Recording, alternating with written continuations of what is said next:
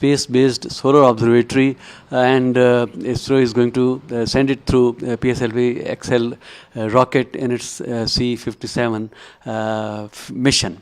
And as scientists of India, we look forward to this launch, and we very much hope that in the another 4 months to come, eventually this observatory will be placed at a point called L1.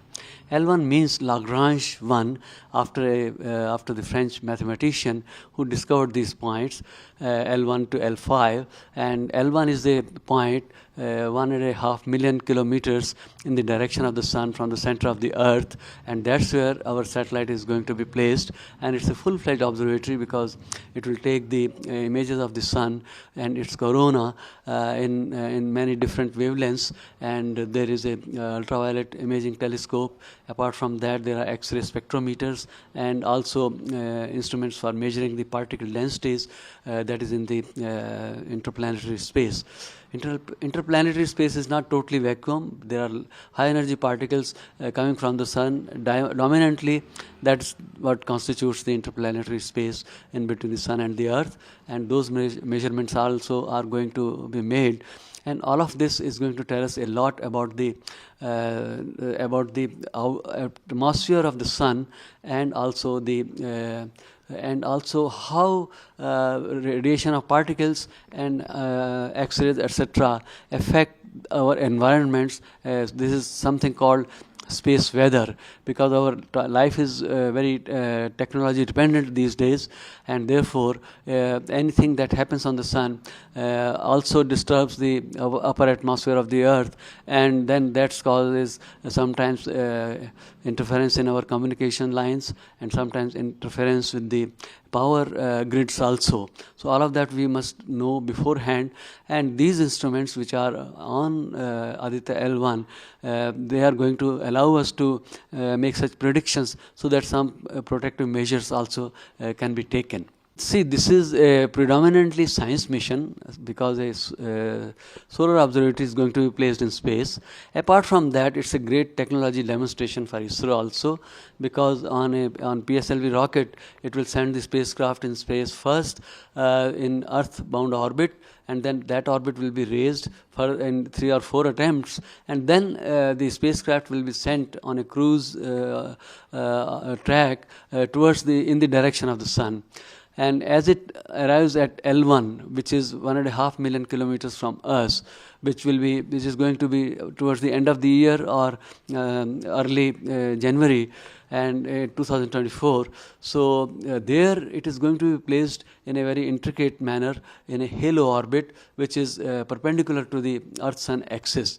And in that orbit, the satellite is going to spend its time, and mission life is about 5 years, and we hope that it is going to outlast even in that limit.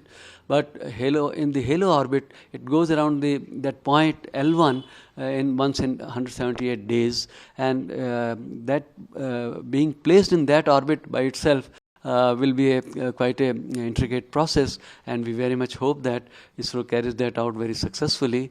And this observatory will have solar panels for energy, and it's going to face the sun all the time.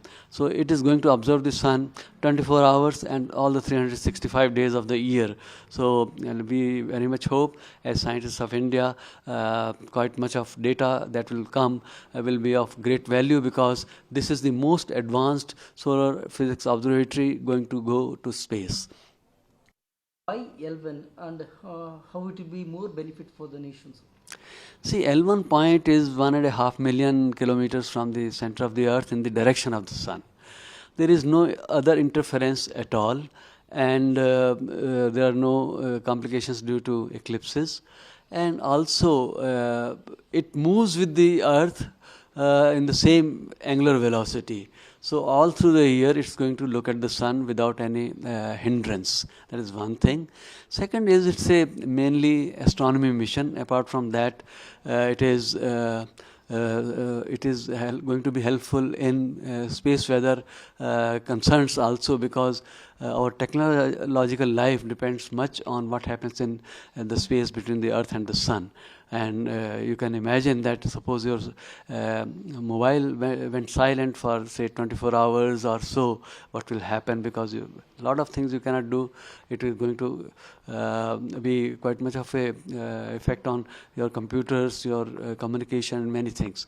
So all emissions from the sun, particularly high energy particles, they keep coming towards from the sun towards the earth.